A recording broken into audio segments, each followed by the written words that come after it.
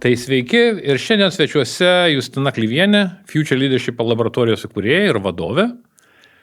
Justina, aš kaip sakiau pradžioj, kaip prisigyvenai iki inovacijų, ar ne? Nes pati jau kiek metų inovacijose?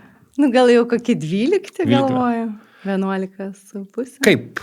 Kokiu būdu, kaip kelias atvedė būtent, kad užsiimi inovacijom? Žinau, kad esi kviestinė ir ISM į tam tikras, kaip kviestinis svečias kalbi, esu susidūręs su pačia labai daug renginių, tiek viešojo sektoriaus, tiek privataus. Tai įdomu, kaip ar ne, nes jeigu neklystų, pradžioj bankinis sektorius buvo. Taip, aš daug, tai ačiū už kvietimą, smagu čia būti pirmiausia. Daug metų dirbau banke ir paskui, žinai, aš tavęs ir klausiau prieš pradedant filmuoti, ar tu nori teisybės ar tokio gražaus atsakymo, tai jeigu nori teisybės, tai iš tikrųjų nutiko taip, kad aš laukiausi savo trinukų. Ir mano tas neštumas buvo labai sudėtingas, o aš prieš tai, kaip tu ir pats, žinai, dirbau banke ir skaitydavau, žinai, kaip vadovė McKinsey, Harvard Business Review ir susidūrus su tokia asmenė labai sudėtinga situacija, kur nežinojau, ką daryti, pradėjau tiesiog googlinti ir skaityti tuos pačius šaltinius, ten McKinsey, Harvard Business Review ir aš tiesiog vesdavau, ką daryti, kai nežinai, ką daryti. Ir tu nepatikėsi, bet iš tiesų pradėjau rasti tokius dalykus kaip dizaino mąstysena, inovacijų valdymas, VUCA aplinka. Galvoju, Dieve, mano nesu girdėjus, kas čia per tie dalykai, žinai. Pradėjau aiškinti, supratau, kad tai yra inovacijų kūrimo metodikos, kad inovacijos tarsi kūriamos tokiom rūke, ta VUCA aplinka tai yra iš karybos ateinantis terminas, kai tu darai dalykus, būdamas rūke ir kaip padaryti. Apie karą ir inovacijas pašnekėsim truputėlį vėliau jau. Taip, tai žodžiu, mano visa ta kelionė prasidėjo nuo labai asmenės patirties ir aš tada pradėjau tuos metodus tikrai taikyti savo toj nėštumo situacijai, pradėjau eksperimentuoti, žiūrėti, kas veikia, kas neveikia, kažkokias hipotezes savo galvoj kelti, testuoti ir susilaukus berniukų kažkur gal 3-4 mėnesį išskridau mokintis tų metodų, nes pamačiau, kad tai yra didžiulė neša, nes vadovaujama darbą daug metų, virš 10 dirbau, bet nebuvau su tuo susipažinusi, tai pagalvojau, kad turbūt verta.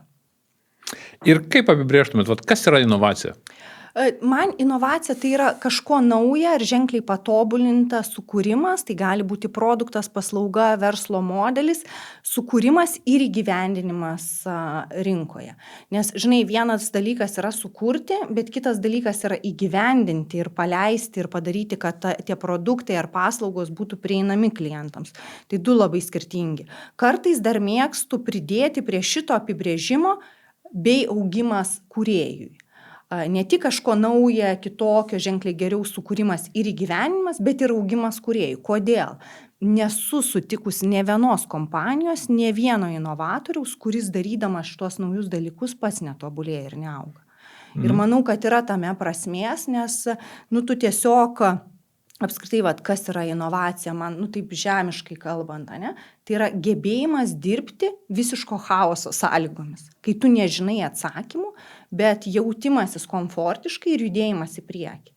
Tai man atrodo, kad bet kuris atsidūręs tokioje situacijoje, jeigu išeina į tą kitą pusę, tai jis tikrai išeina paaugęs ir pastiprėjęs. Ir aš daug metų jaučiau, kad man lengva dirbti chaose, aš mėgstu dirbti chaose, man nereikia apibrėžtumo.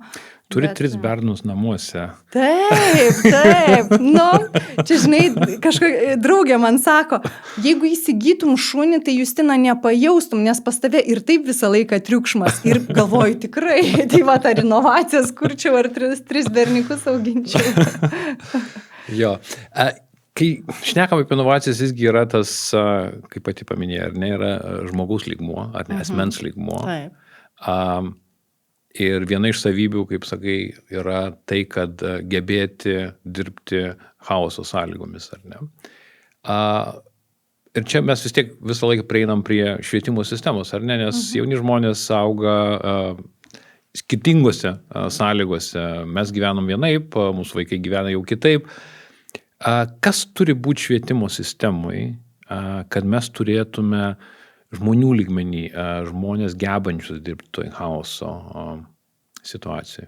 Labai, labai stiprus toks klausimas, nėra turbūt vienareikšmiško atsakymo, bet aš pati, kaip galvoju, šiuo metu gyvenu Barcelonoje ir kaip matau, kaip pasikeitė mano vaikų mąstymas. Ne? Tai reikia mums mokyti vaikus, neturėti vieno teisingo atsakymo, bet ieškoti keletos skirtingų. Tai manau, čia yra esmė. Dieve, o aš kaip tik tai savo, net magistrai, kai ateina, kartais jie visą laiką tikisi, kad tu vaduosi tą teisingą atsakymą, kuris yra, o aš jiems sakau, žiūrėkit, aukštasis mokslas yra apie klausimus, ne apie atsakymus. Taip, tai ką aš ir norėjau pasakyti, mano berniukai yra 5-okai. Vienas dalykas, kas man patinka naujoji mokymo sistemoje, visi dalykai yra integruoti. Jeigu mokausi apie romėnus, tai ir per anglų, ir per matematiką, ir per ten pasaulio pažinimą mokausi apie romėnus.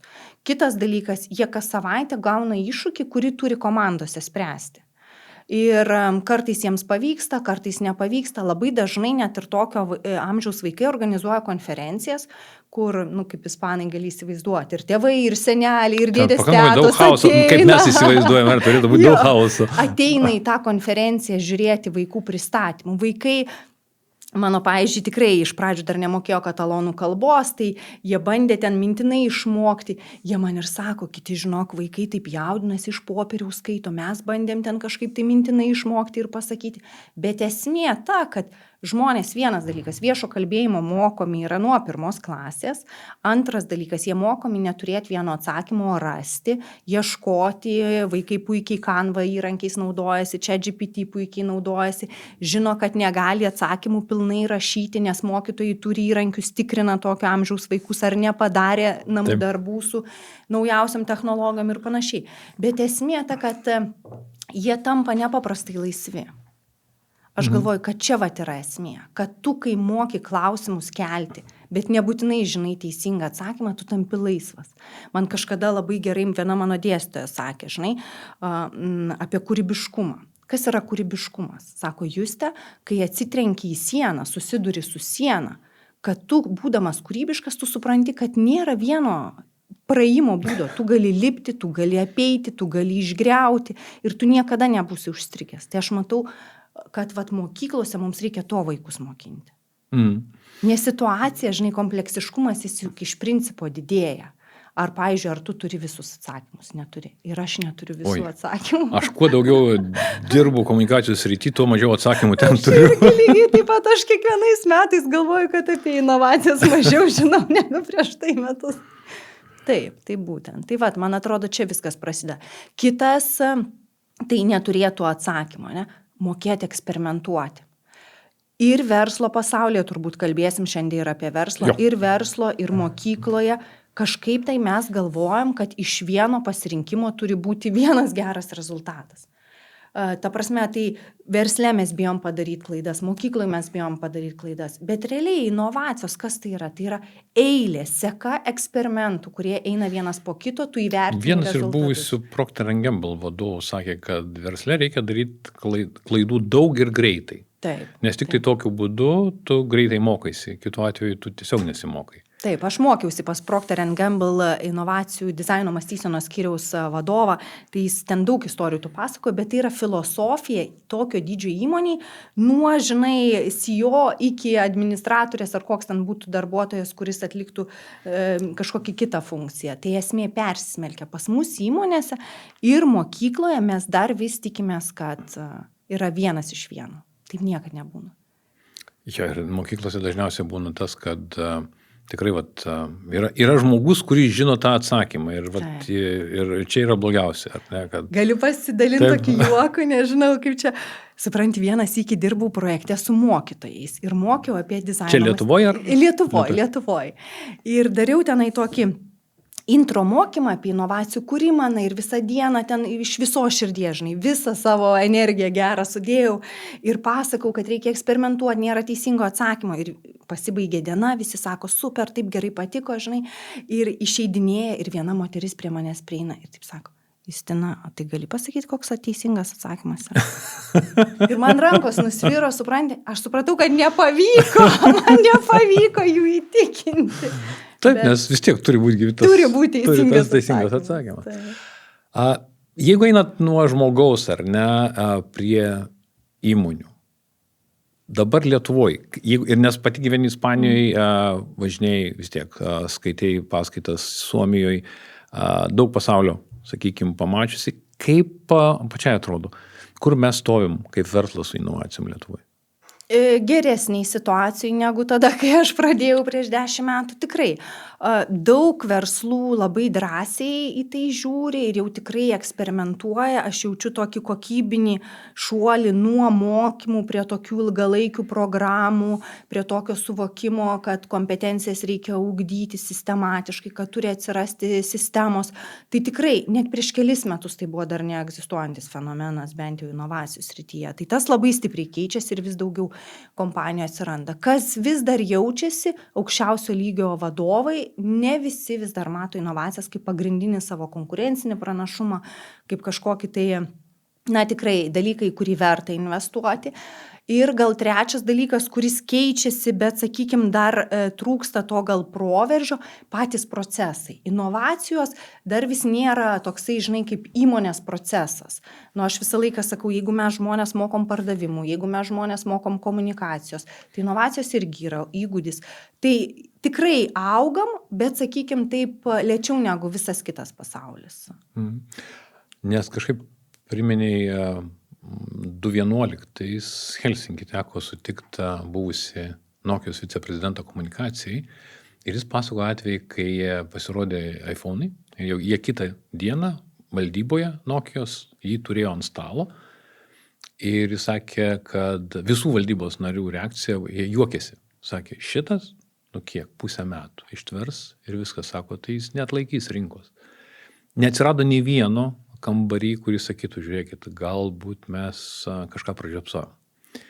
Ir va čia yra tas, man tai buvo atsakymas, kai aš klausiau, tai buvo atsakymas į tai, kad jeigu valdyboje visi galvoja, kad jo, čia nieko gero ir po to viskas pakrypsta, kad kompanijos praktiškai nelieka kaip tokios, tai rodo, kad pačios kultūros organizacijoje nebuvo. Ir mano klausimas viceprezidentui buvo, sakau, o tai kaip turėti, kaip sukurti tą kultūrą, kurioje atsirastų tų žmonių, tiek valdyboje, tiek kitur, kurie keltų klausimą ir sakytų, žiūrėkit, gal mes kažką pražiopsojom. Tai keletas momentų. Tavo klausimas labiau apie kultūrą, tai aš gal prie jo prieisiu, bet dar noriu tiesiog pastiprinti galbūt tavo klausimą. Kiek šiandien dienai mes turim valdybos narių, kurie juokiasi iš dirbtinio intelekto?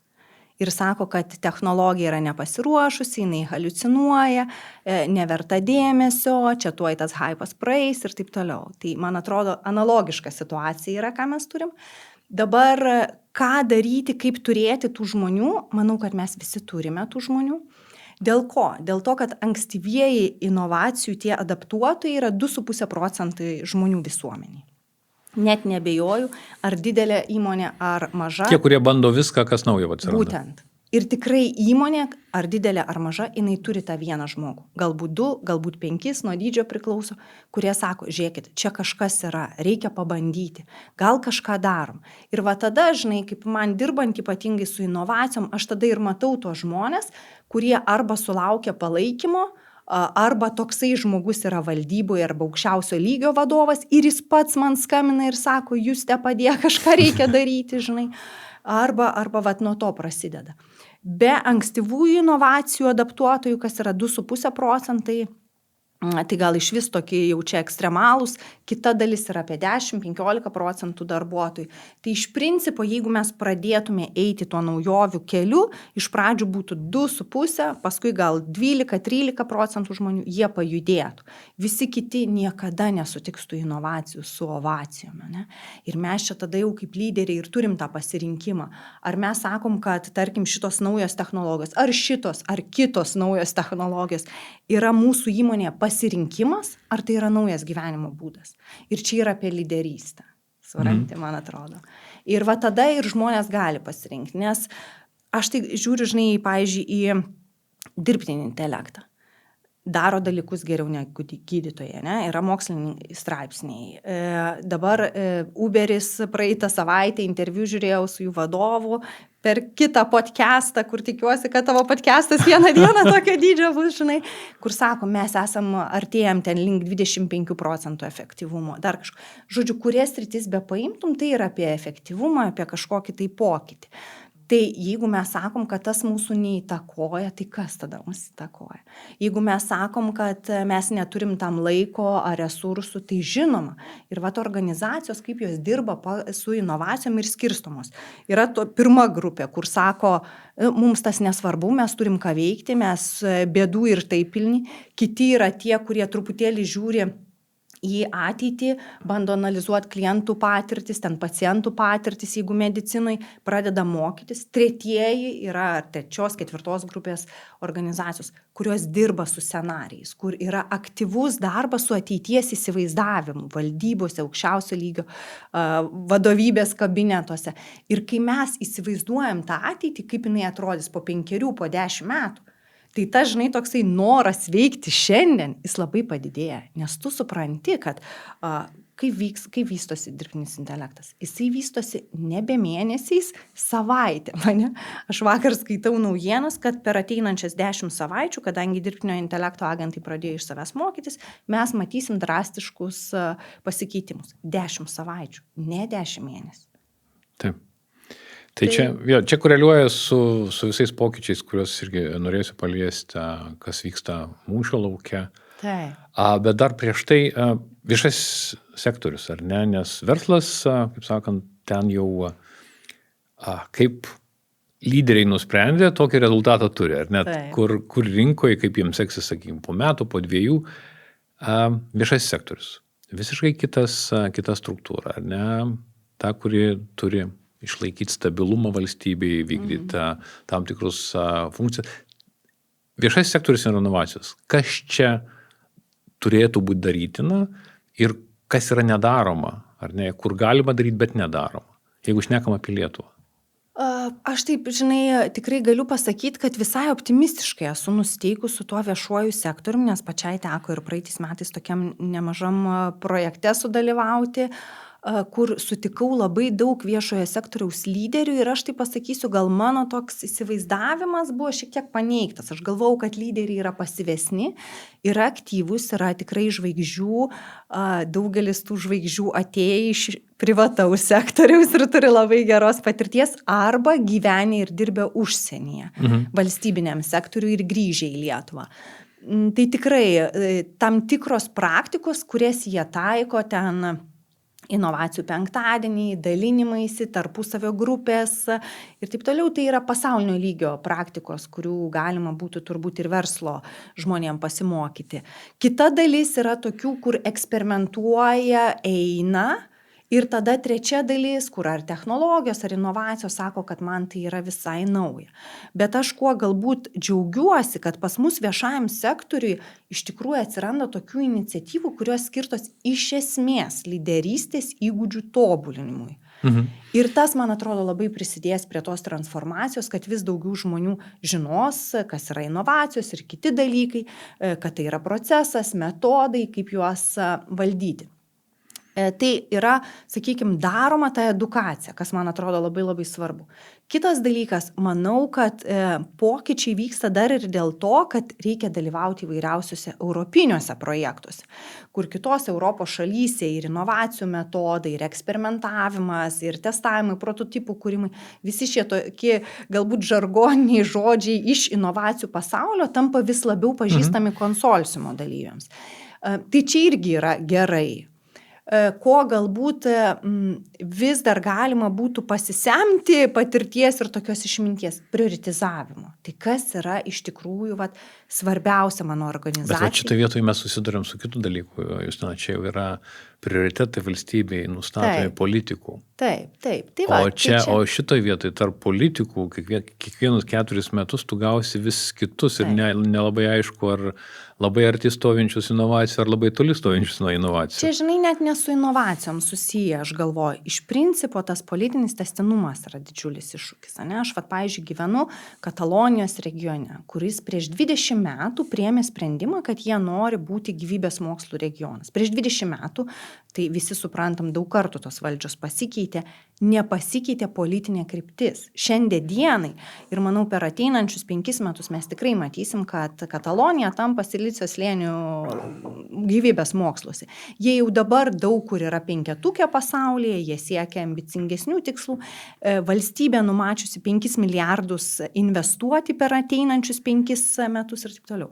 Tai man atrodo, prioritetai yra viena, bet kažkokios kryptis galbūt yra svarbu, kad mes išlaikytume.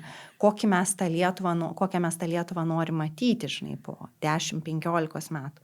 Pačiai yra tekę matyti 2050 programą? Taip. Ką galvoja apie pačią programą? Ten yra pakankamai vietos būtent tom kryptim, kaip tu sakai, kad mes turėtume išsigryninę tas kryptis, kur mes norim būti? Aš manau, kad jeigu mes kalbam apie švietimą, ne, ir ten vienas iš scenarijų yra apie tai, ne, tai čia ir yra kryptis. Mes pradėjome mūsų pokalbį nuo to, ką reikia daryti, kad tauta taptų drąsesnė, inovatyvesnė ir taip toliau, nes neapibrėžtumas didėja. Mes tuo tarpu mokom tų pačių dalykų, kad tu turi turėti teisingą atsakymą. Ne? Tai jeigu mes pasimtume, pavyzdžiui, edukaciją ir tą, ką tikrai labai sėkmingai Junior Achievementas daro, ne? Kad jie moko verslumo nuo pat pradžių, tai čia yra vietos. Ir yra tokių sričių, kur aš manau, kad mes turbūt ir susitartume, nesvarbu, kokia politinė valdžia ateitų. Kaip mokytojo profesija, kaip prestižinė mes jau turėjom šitą, man atrodo, jau turėjom būti pasiekę pagal tą užsibrėžtą planą, kuris buvo prieš kelis metus, ar ne? Bet stovim, man atrodo, ten, kur stovim. Nieko, kaip sakyti, kartais net tos krypties parodimas, jeigu nėra veiksmų, jeigu nėra finansų, jeigu nėra žmonių suprantančių, kaip tą įgyvendinti, matyt, nevyksta tie dalykai. Tikriausia. Justina, kitas dalykas, kuris man visą laiką labai, kai mes šnekam apie inovacijas, nes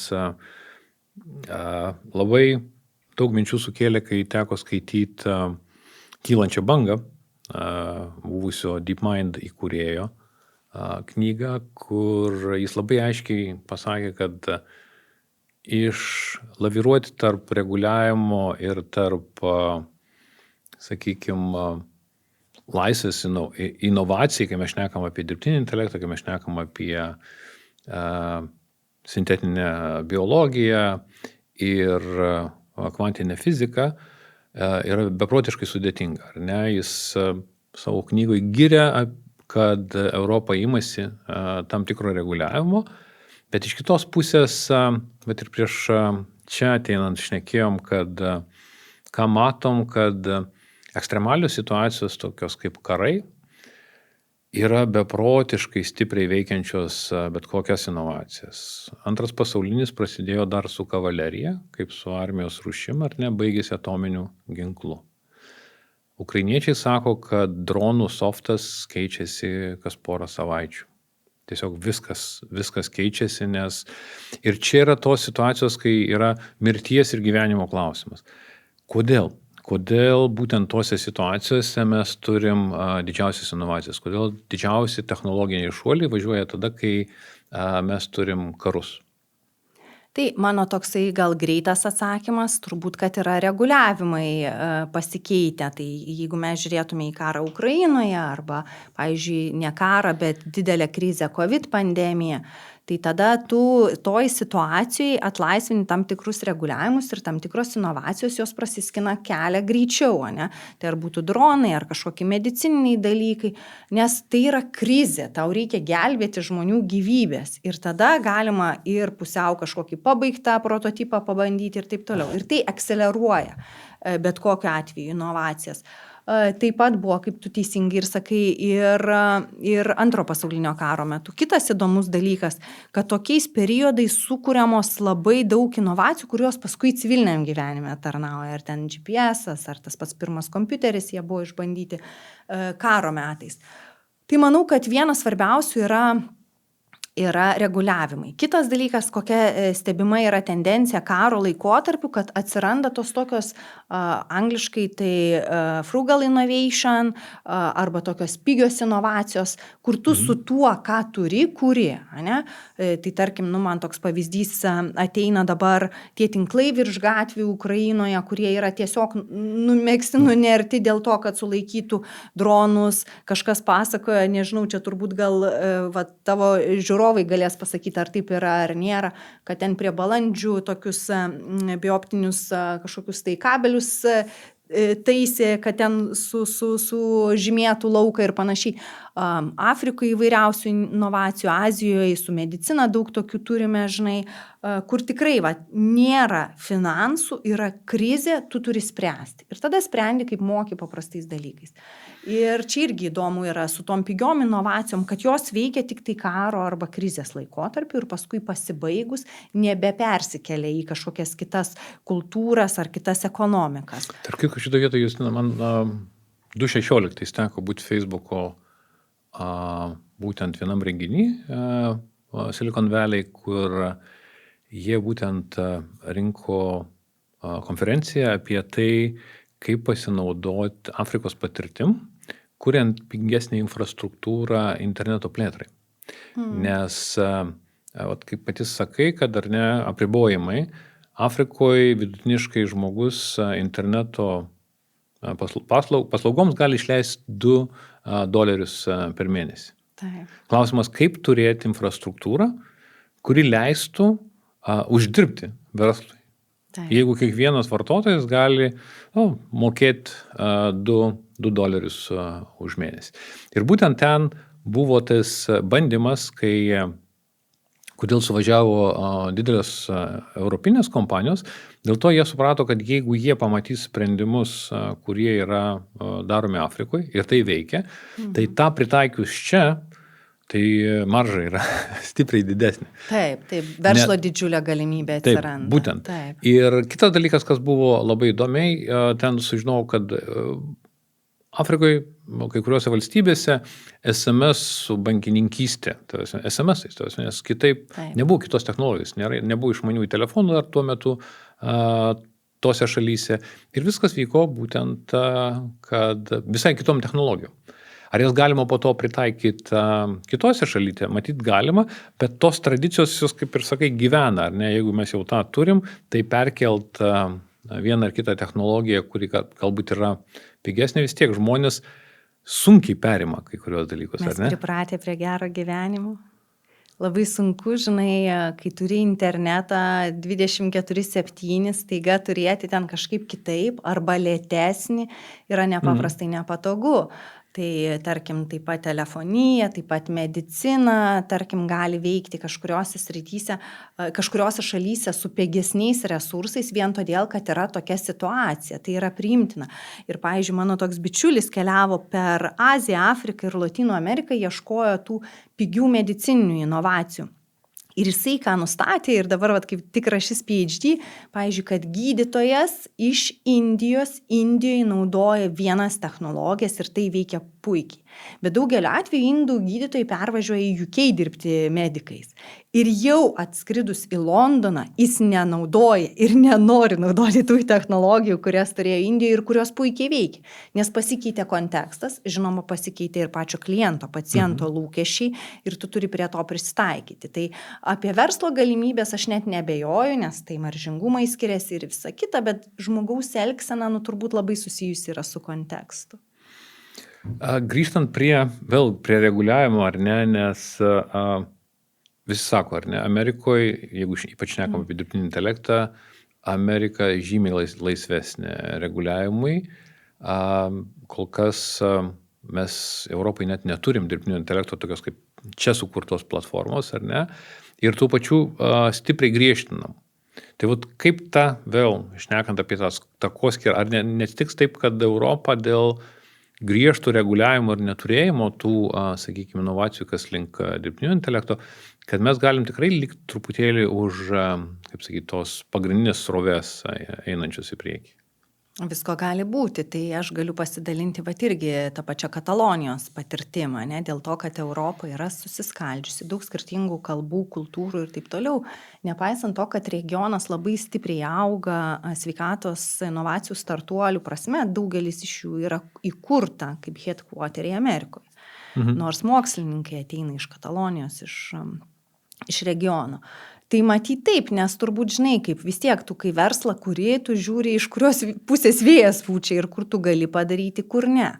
Aišku, Europa deda labai daug pastangų, finansavimo, kažkokių tai bendrų susitarimų tam, kad išlaikyti tas inovacijas, bet reguliavimas, aš net nesakyčiau, kad ten ar Amerika, ar ne Amerika, pasižiūrėk toj pačioj Kinijoje, kokie ten dalykai, žinai, vyksta, humanoidai ir kitos technologijos, jos auga nepaprastai greitai ir čia klausimas, ar mes norėtume turėti tokias technologijas nereguliuojamas ir neprižiūrėtas savo namuose ar ne.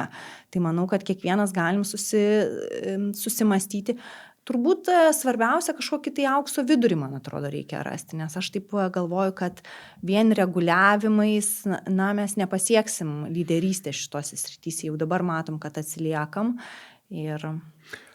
Kinija iš tikrųjų yra tokia įdomi šalis ta prasme, kad jie turi tam tikrose srityse labai stiprų reguliavimą, pavyzdžiui, ar ne, tas pats socialinis reitingas žmonių, ar ne, kai tavo elgesys yra, kaip sakyti, iš didžiųjų duomenų sekamas ir matoma ir tu kartais atėjęs, sakykime, ten per daug alkoholio nusipirkęs parduotuviai, kitą dieną gali nenusipirkti bilietų į traukinį ar lėktuvą, nes tiesiog tavo reitingas nukrito iki žemesnio, kuris tau nebeleidžia tų bilietų pirkti.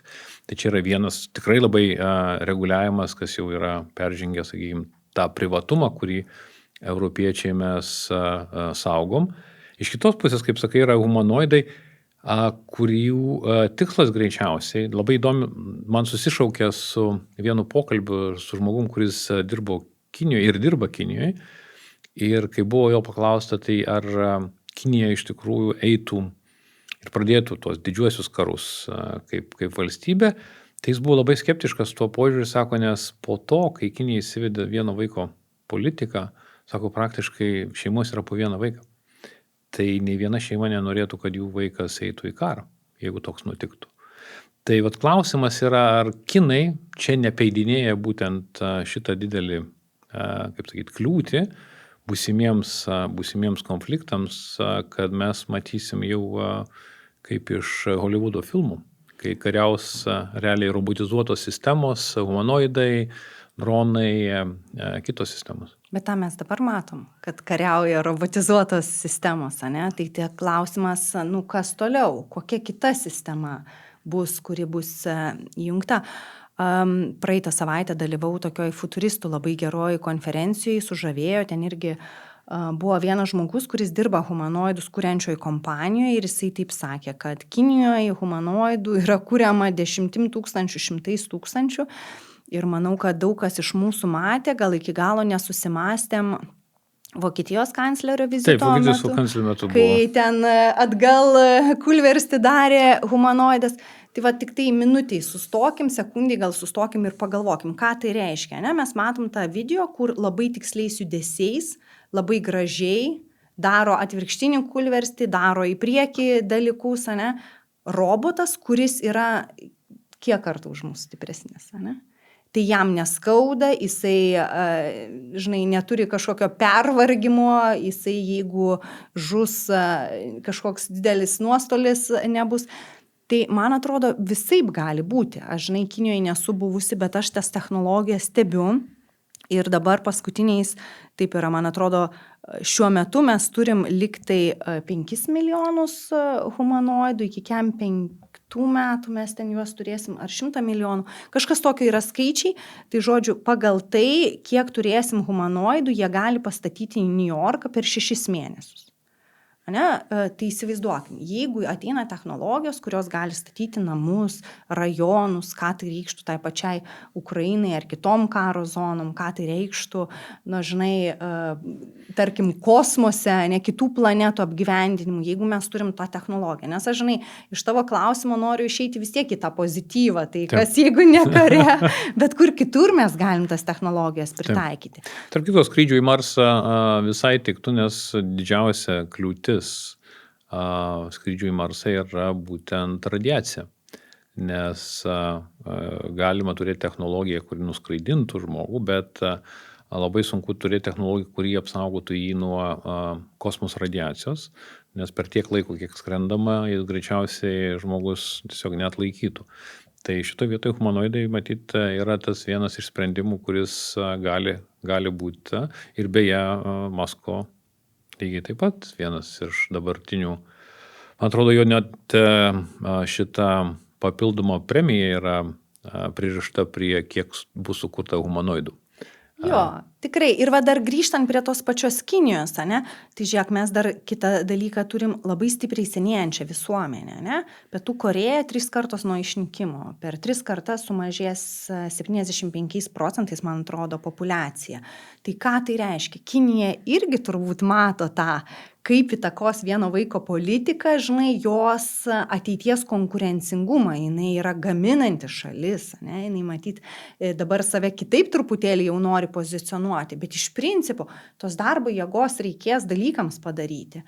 Kodėl kalbam apie tai, kad Kinijoje pradeda veikti juodieji tie sandėliai, gamyklos, ne tai, kad be elektros yra, bet tamsus be šviesos dirba robotai, viską tvarkos ir panašiai. Tai tik tai pagalvokim iš to paties, žinai, efektyvumo, konkurencingumo. Nes robotai tai iš šviesos nelabai reikia. Jo, jiems nebūtinai. Bet šiaip, ką tai reiškia, ne? Vat ką tai reiškia žmonijai. Ir taip minutę pagalvojus, man tai atrodo, kad, čia yra wow, kokiam pasaulyje mes gyvenam. Ir man tik tai keista, kad mes vis dar kažkaip tai atsipalaidavę ties tuo, nenorim pažinti tų naujų technologijų. Nes aš, pavyzdžiui, kaip į tas naujas technologijas žiūriu, apskritai į mokymąsi, kaip aš žiūriu, ne, iš ko susideda mūsų darbas. Tai realiai tu turi kažkokius tai įgūdžius, plus procesą, plus sistemą, iš kurios susidaro organizacija. Ne? Tos 3 dedamosios. Tai dabar, jeigu žiūrėtume į mūsų kompetencijas, tai ar šiandienos kompetencijos mums padės už 5-10 metų, kur sako... Net nežinau, kokios profesijos bus. Būtent. Bet jeigu mes dabar, būdami šitam taške, kur sakom, kad dirbtinis intelektas tobulėja savaitėmis, ne mėnesiais, nežinom, kas tai yra, nesam bandę. Aš prieš ateidama pas tave pasižiūrėjau su to pačiu ChatGPT, pasiklausiu, kiek yra pasaulyje, žinai, mokančių vartotojų per visus dirbtinio intelekto įrankius. 0,6%. Tai reiškia žmonės, kurie susimoka už vieną ar kitą. Bet mes su tavim greičiausia burbulė gyvenam, nes mūsų visi draugai moka. Bet mes esam 0,6 pasaulio. Tai žiūrėk, skillsai, mes jų neturim arba neugdom savo organizacijose. Ir man atrodo, čia žiūrint taip, žinai, iš darbuotojo perspektyvos, jeigu su manim vadovai apie tai nekalba, tai man reikia susimastyti, ką aš čia veikiu, žinai. Tada procesai. Dažnai aš girdžiu organizacijos, man sako, dirbtinis intelektas blogai, humanoidai blogai, dar kažkas tai blogai. Mūsų procesai yra seni. Mes juos turim nevilkti tas technologijas, bet iš principo peržiūrėti, kaip mes veikiam, nes kita realybė. Ir iš to susidaro kažkokios naujos sistemos, ne? Tai mes neturėtume net kalbėti, ar ten mus pakeis ar nepakeis. Mes turim galvoti, kaip mes tą naują įrankį išnaudosim savo konkurencingumui, savo kažkokiom inovacijom, savo įmonės proveržiui ir vertės kūrimui. Nes žiūrėk, niekas šiandien dienai, gal kažkas ir atvažiavo, bet mes su tavim šiandien į darbą neatvažiavom arklio vežimu, ne? Mes nedirbam žemės ūkį, kur prieš 100 metų. Jaučiu būtų sunku išsinuomoti Vilniuje.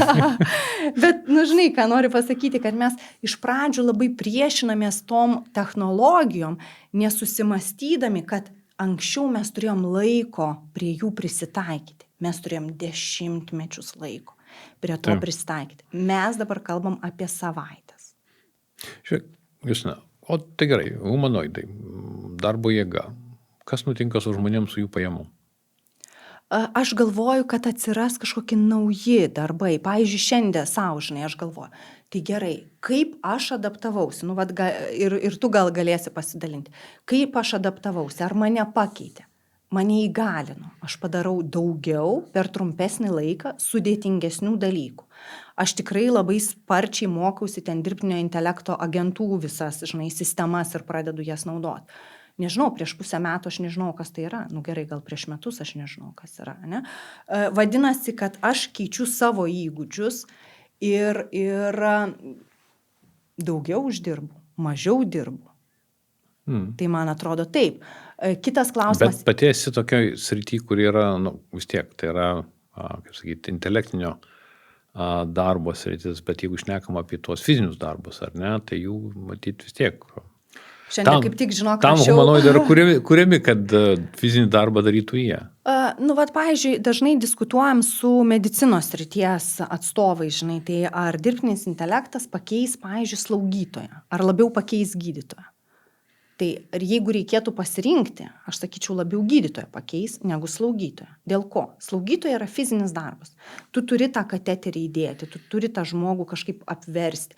Gali humanoidas galbūt apversti, bet ar tai įvyks greičiau, negu dirbtinis intelektas sugebės ženkliai geriau padaryti gydytojo darbą? Tikrai ne. Tai va čia ir yra toksai. Jeigu reikia ten kažką tai žemės ūkyje, matyt taip, mes ir šiandien dienai pasižiūrėjome, kokias technologijas turim. Didesnis dalis jau net ir traktorių yra automatiškai valdomi. Taip, bet aš, pavyzdžiui, matau dar tokią galimybę. Nu, įsivaizduok, žinai, ateina pas tave į namus elektrikas. Jisai pirmą kartą mato tą tavo robotą, kurį tu namuose turi, bet jam dirbtinio intelekto sistema ar programa pasako, kas tai yra, ką su juo daryti. Tai ar jį pakeis, ar jį įgalins? Gal atvažiuos kitas humanoidas, kuris taisys tą humanoidą. Bet čia truputėlį vėliau. Jis atvažiuos pas tave, tikrai. Galim lažintis, klausimas, ar sulauksim. Bet šiandien dienai aš manau, kad tas pats elektrikas, turėdamas tas sistemas, jisai tampa geresniu specialistu, negu kad jį pakeičia tą technologiją.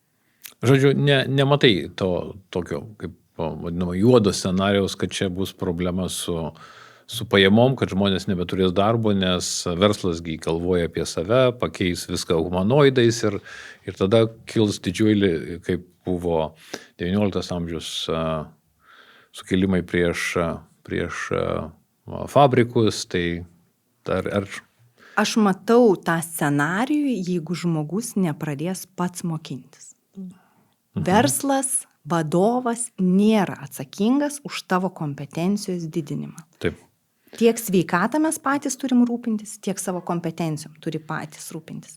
Tai jeigu aš kaip žmogus užsidarau ir sakau, kad čia man neįdomu, man to nereikia, man to neprireiks, o kiti kolegos tą patį darydami labai mokosi, aš čia matau problemą.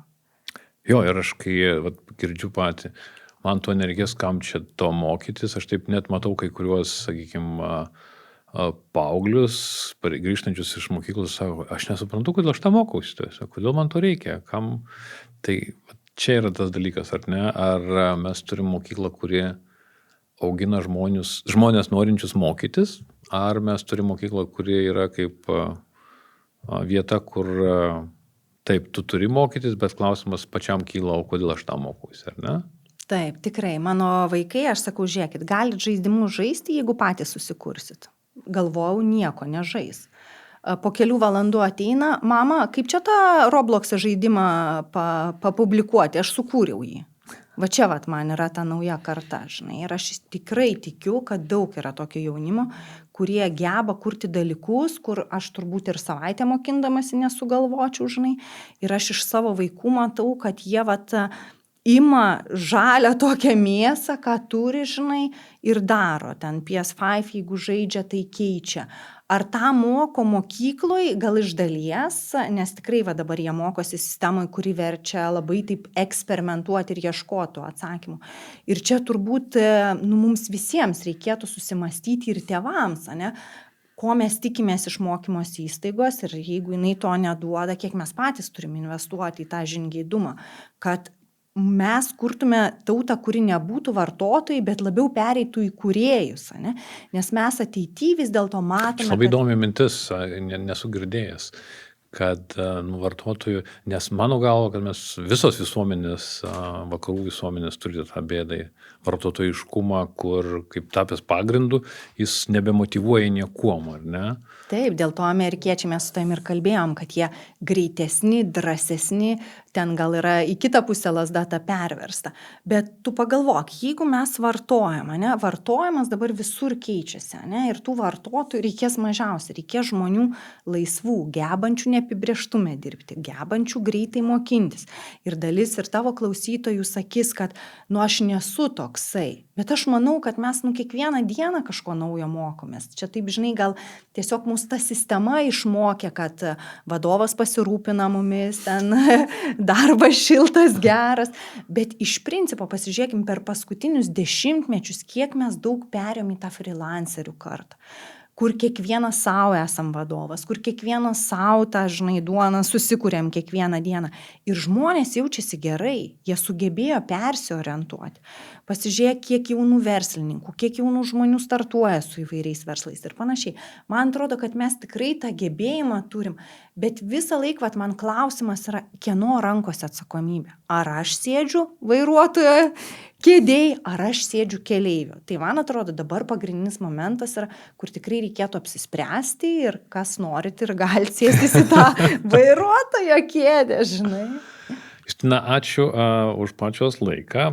Turint omeny, kad, kaip minėjai, kad dirbtinis intelektas keičiasi kas 2 savaitės, tai jeigu susitiksim po metų bus 54 savaitės, tai bus pasikeitęs 20 su viršum kartų. Tai bus įdomu pasižiūrėti, ką mes po metų galėtume pašnekėti, kur mes stovim ir kiek tų dalykų, apie ką šnekėjom, gal jau bus išsipildę, gal bus kažkas tokio, ko visiškai negalėjom numatyti. Tai ačiū pačiai už laiką. Ačiū tau už kvietimą. Ir mūsų žiūrovams ir klausytojams linkim gero pasiklausimo. Dėkui.